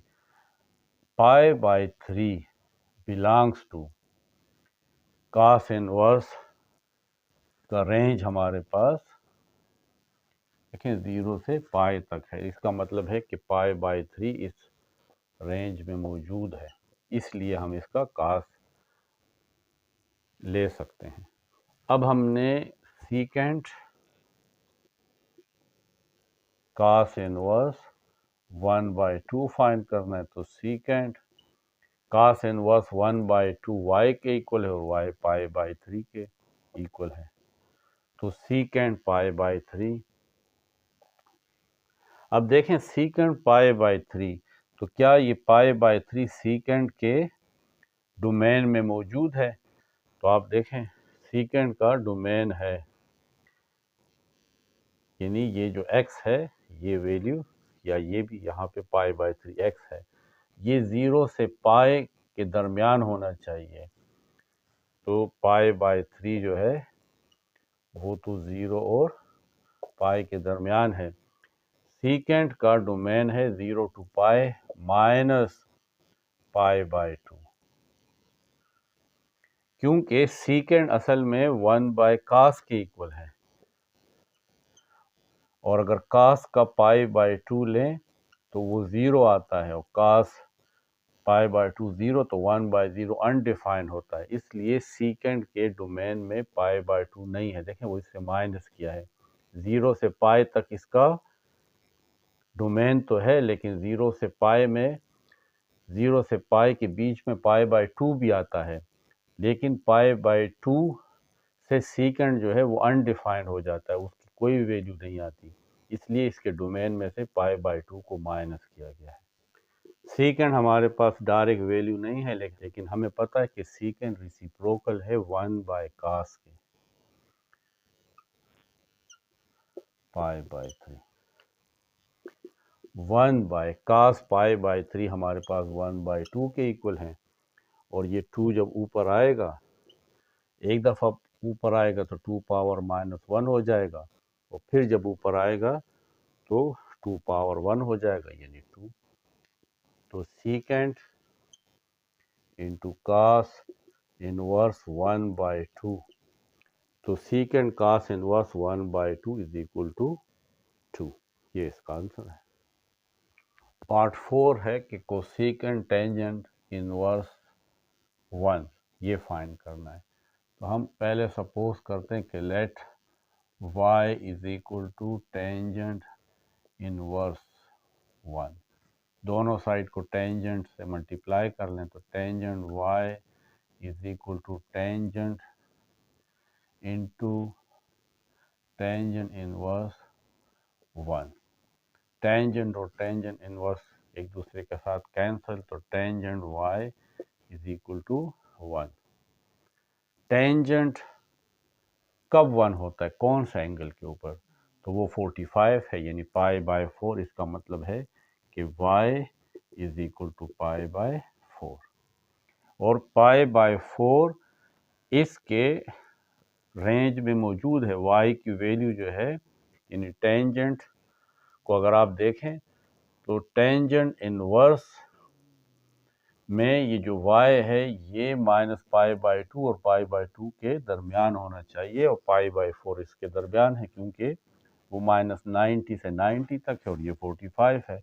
तो हम कहेंगे कि π/4 belongs to this interval -π/2 and π/2। अब इस पे हम कोसेकेंट अप्लाई करेंगे। Cosecant tangent inverse 1 is equal to cosecant, और यहाँ पे टेंजेंट इनवर्स 1 y के इक्वल है और y π/4 है। अब आप देखें कोसेकेंट π/4, क्या ये π/4 कोसेकेंट के डोमेन के अंदर है? तो देखें कोसेकेंट का डोमेन ये है, क्या है? -π/2 to π/2 -0। तो π/4 तो -π/2 और π/2 के दरमियान है। इसका मतलब है ये इसके डोमेन में मौजूद है। कोसेकेंट का ये डोमेन है -π/2 से लेकर 2 तक एंड -0। तो यहाँ पे हम लिख लेंगे π/4 बिलोंग्स टू दिस। -0 इसलिए लिखा है क्योंकि कोसेकेंट 1/sin के इक्वल होता है, और अगर आप 1/sin 0 लेंगे तो sin 0 तो 0 और 1/0 अनडिफाइंड होता है। इस वजह से इस इंटरवल में से इस 0 को माइनस किया गया है। अब हम कोसेकेंट की डायरेक्ट वैल्यू हमारे पास नहीं है। कोसेकेंट रेसिप्रोकल है 1/sin के, तो sin π/4 1 डिवाइडेड बाय sin π/4 आप कैलकुलेटर से देखें तो वो आता है 1/√2, और इस 1/√2 को 2 स्टेप ऊपर लेकर आएंगे तो ये आ जाएगा √2। तो cosecant tangent inverse 1 is equal to √2। देखें इसका एक दफ़ा ऊपर लेकर आएंगे तो ये 2 पावर -1/2 हो जाएगा, फिर ऊपर लेकर आएंगे तो ये वाली वैल्यू फिर पॉजिटिव हो जाएगी। तो आप इसको 2 स्टेप ऊपर लाएं तो ये बन जाता है, और नीचे 1 है उसको लिखने की ज़रूरत नहीं है। पार्ट 5 है साइन टेंजेंट इनवर्स -1। आप पहले इस इनसाइड को सॉल्व करेंगे। लेट ये हम y के इक्वल ले लेते हैं टेंजेंट इनवर्स -1। दोनों साइड का टेंजेंट ले लें तो टेंजेंट y, और इस साइड का भी टेंजेंट लेंगे टेंजेंट इनवर्स -1। तो टेंजेंट और टेंजेंट इनवर्स एक दूसरे के रेसिप्रोकल हैं। Tangent y is equal to -1। वो कौन सा एंगल है जिसका अगर हम टेंजेंट लें तो -1 लें? माइनस को आप फिलहाल छोड़ दें। वो कौन सा एंगल है जिस पर टेंजेंट की वैल्यू 1 आती है? तो वो 45 है, इससे पहले हमने किया भी था। अब माइनस का क्या मतलब है? माइनस का मतलब है कि ये 45 तो है, लेकिन ये सेकंड क्वाड्रेंट में है। ये रे जो है, जो ये एंगल बना रही है, ये इस सेकंड क्वाड्रेंट में है। तो π/4 तो है, लेकिन ये वाला है, फर्स्ट क्वाड्रेंट में नहीं है। इस वजह से हमारे पास जो इसकी वैल्यू आएगी वो π/4 नहीं बल्कि -π/4 आएगी। तो हम यहाँ पे लिखेंगे कि y किसके इक्वल है? -π/4 के। और फिर हम देखते हैं कि ये जो एंगल है π/4, ये जो हमने अभी इसकी y की वैल्यू निकाली है -π/4, ये इस टेंजेंट इनवर्स के रेंज में होनी चाहिए। तो देखें टेंजेंट इनवर्स का रेंज कहाँ से? -π/2 से लेकर π/2 के दरमियान है, और ये इसमें है, यानी -π/4 बिलोंग्स टू दिस इंटरवल, और ये ओपन इंटरवल है, इसमें -π/2 और π/2 शामिल नहीं है, बल्कि इसके दरमियान के तमाम एंगल शामिल हैं। अब हम ये वैल्यू लिख लेते हैं sine tangent inverse -1 is equal to sine tangent inverse -1, ये y के इक्वल है, y -π/4 के इक्वल है। अब हमने साइन π/4 फाइंड करना है। माइनस का मतलब है कि ये एंगल फोर्थ क्वाड्रेंट में है, ये क्लॉकवाइज इस तरह आया है, एंटी क्लॉकवाइज ये रे मूव नहीं कर रही बल्कि क्लॉकवाइज मूव कर रही है, तो क्लॉकवाइज एंगल नेगेटिव होता है। तो आप फिलहाल माइनस को निगलेक्ट कर दें। Sine pi by 4 1 by under the root 2 होता है। आप कैलकुलेटर से निकाल लें या टेबल से देख लें, और ये माइनस इसके साथ आ जाएगा। माइनस का मतलब है कि ये रे फोर्थ क्वाड्रेंट में है, और ये जो माइनस पाई बाय 4 है ये साइन के डोमेन में मौजूद है। देखें, साइन का डोमेन माइनस पाई बाय 2 से पाई बाय 2 तक है। Minus pi by 4 belongs to this close interval. ये क्लोज है क्योंकि यहाँ पे देखें ग्रेटर देन इक्वल टू और लेस देन इक्वल टू लिखा है, तो ये क्लोज इंटरवल है। इसमें ये माइनस पाई बाय 2 और पाई बाय 2 इस इंटरवल में शामिल है, और इन इंटरवल में ये एंड पॉइंट या ये वाले एंगल शामिल नहीं है। अब हम इस वैल्यू को रेशनलाइज करते हैं। ये जो डिनोमिनेटर में अंडर द रूट 2 है इसको हटाते हैं, तो हम क्या करेंगे, हम इस वैल्यू को अंडर द रूट 2 से मल्टीप्लाई भी करते हैं और डिवाइड भी करते हैं। माइनस 1 को इसके साथ मल्टीप्लाई करेंगे तो यही आएगा, और अंडर द रूट 2 और under the root 2 under the root 2 square square and square root cancel, तो लास्ट में आ जाएगा sine tangent inverse minus 1 is equal to minus under the root 2 divided by 2। Part 6 है। हम सपोज करते हैं कि let y is equal to sine inverse 1/2। दोनों साइड का साइन लेते हैं, तो साइन y, इस साइड का भी साइन लेंगे तो sine into sine inverse 1/2। Sine और sine inverse cancel, sine y is equal to 1/2। वो कौन सा एंगल है जब हम उसका साइन ले तो 1/2 आता है, तो साइन 30 1/2 है, तो इसका मतलब है कि ये जो y है ये 30 है, और 30 को हम पाई बाय 6 कहते हैं। हम ये वैल्यू जो ले रहे हैं पाई बाय 6 यह है, इसको साइन इनवर्स के रेंज में होना चाहिए, तो साइन इनवर्स का रेंज माइनस पाई बाय 2 से लेकर पाई बाय 2 है, जिसमें पाई बाय 6 इसके बीच में आता है क्योंकि इसका मतलब 30 है, तो ये belongs to this interval minus pi by 2 से पाई बाय 2 तक, इस इंटरवल में है। अब हम इसका सीकेंड लेंगे, तो secant sine inverse 1/2 is equal to secant, और साइन इनवर्स 1/2 y के इक्वल है और y पाई बाय 6 है। अब हमने सीकेंड पाई बाय 6 फाइंड करना है। पहले तो देखें कि पाई बाय 6 जो है वो सीकेंड के डोमेन में मौजूद है या नहीं, तो देखें सीकेंड का डोमेन ये है 0 से पाई माइनस पाई बाय 2, तो देखें पाई बाय 6 यहाँ पे 0 से पाई के अंदर है, क्योंकि 0 और पाई का मतलब 180 होता है, और ये 30 है, तो 0 से 180 के दरमियान पाई बाय 6 यानी 30 का एंगल मौजूद है। और माइनस पाई बाय 2 मैंने आपसे पहले भी कहा है, क्योंकि सीकेंड 1 बाय कास होता है, और कास पाई बाय 2 0 होता है, और 1 बाय 0 अनडिफाइंड होता है, इसलिए इस इंटरवल में से ये पाई बाय 2 निकाला गया है। अब सीकेंड का रेसिप्रोकल होगा 1 by cos pi by 6, 1 by, और कास पाई बाय 6 की वैल्यू है अंडर द रूट 3/2,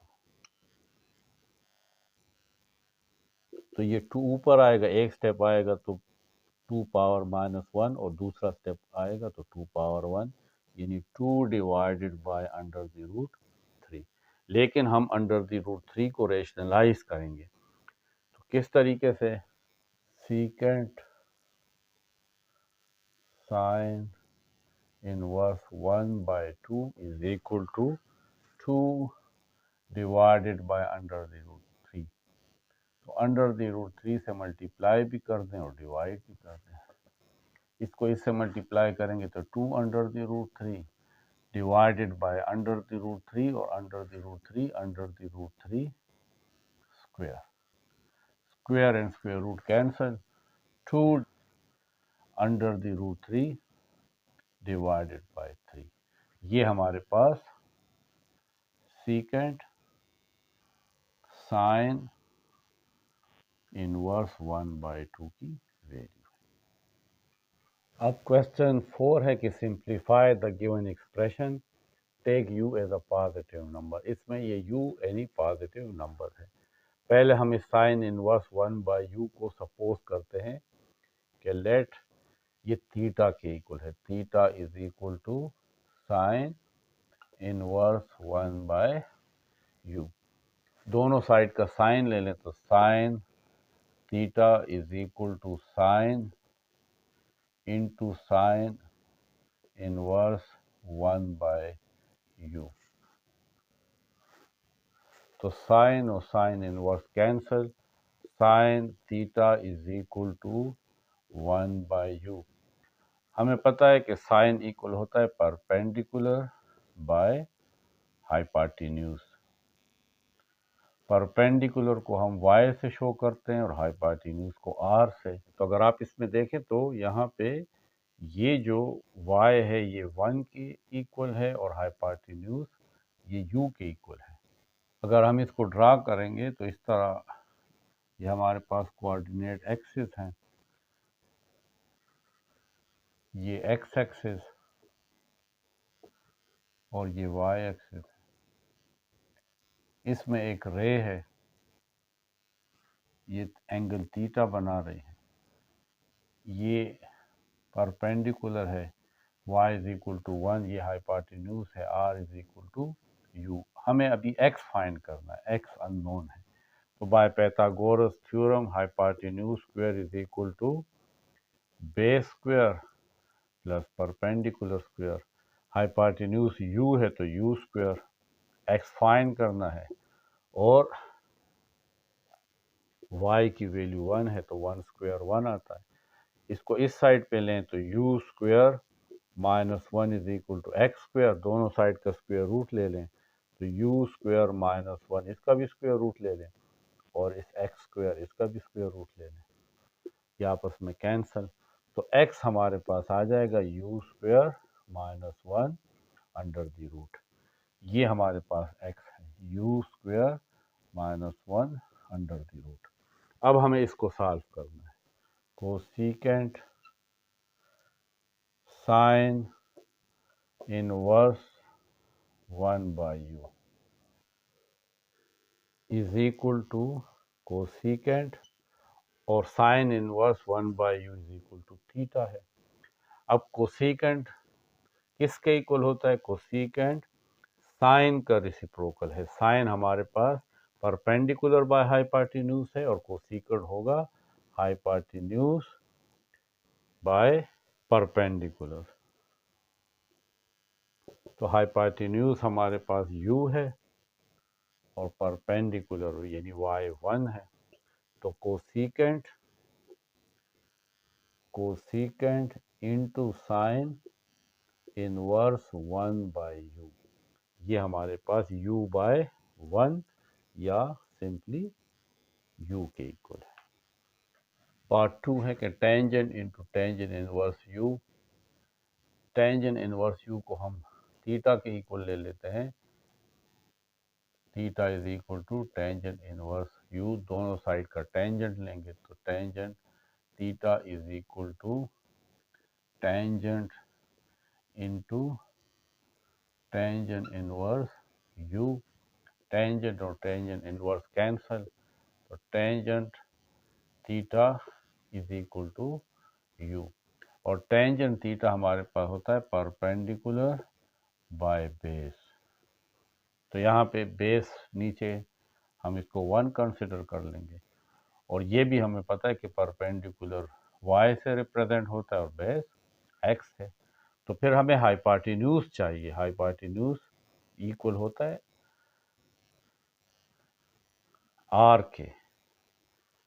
तो by Pythagoras theorem hypotenuse square is equal to base square plus perpendicular square.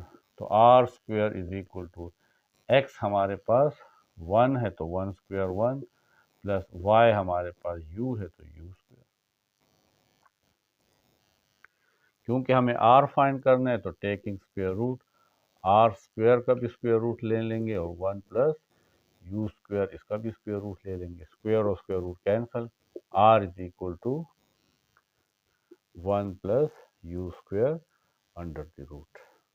अब हमें ये फाइंड करना है कि tangent into tangent inverse u is equal to tangent और टेंजेंट इनवर्स u,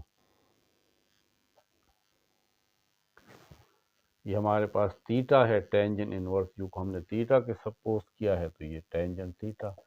टेंजेंट होता है परपेंडिकुलर बाय बेस, तो परपेंडिकुलर यहाँ पे हमारे पास y है और y u है तो u और बेस 1 है तो 1, तो tangent into tangent inverse u is equal to u by 1 mean u। Part 3 है कि tangent into cos inverse 1 by under the root 1 plus u square. हम इसको सपोज कर लेंगे ये थीटा के इक्वल है। Let theta is equal to cos inverse 1 by under root 1 plus u square. दोनों साइड का कास लेने तो cos theta is equal to cos into cos inverse 1 by under the root 1 plus u square. Cos और cos inverse cancel तो cos theta is equal to 1 divided by under the root 1 plus u square. Cos होता है base by hypotenuse, जिसको हम x bye r से भी लिख सकते हैं। तो x यहाँ पे 1 है और r 1 plus u square under the root. अब y रहता है तो बाय पाइथागोरस थ्योरम हमें पता है कि हाइपोटेन्यूज स्क्वायर यानी r square is equal to base square x square and perpendicular square y square. r की वैल्यू है 1 plus u square under the root और इसके ऊपर ये स्क्वायर है x स्क्वायर यानी 1 स्क्वायर और plus y square.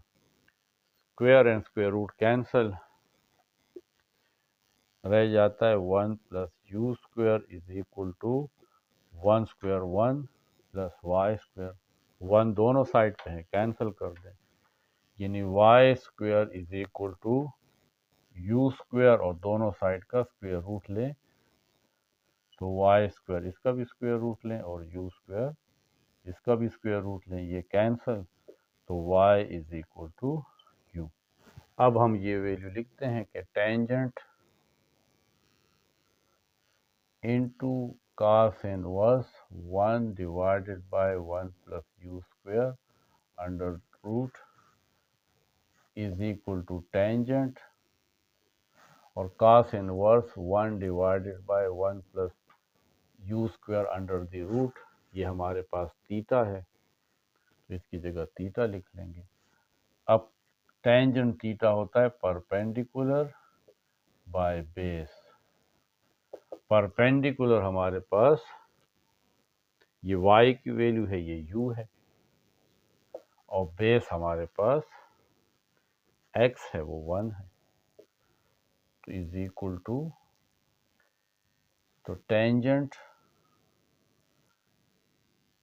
Cos inverse 1 by under the root 1 plus u square is equal to u divided by 1 is u।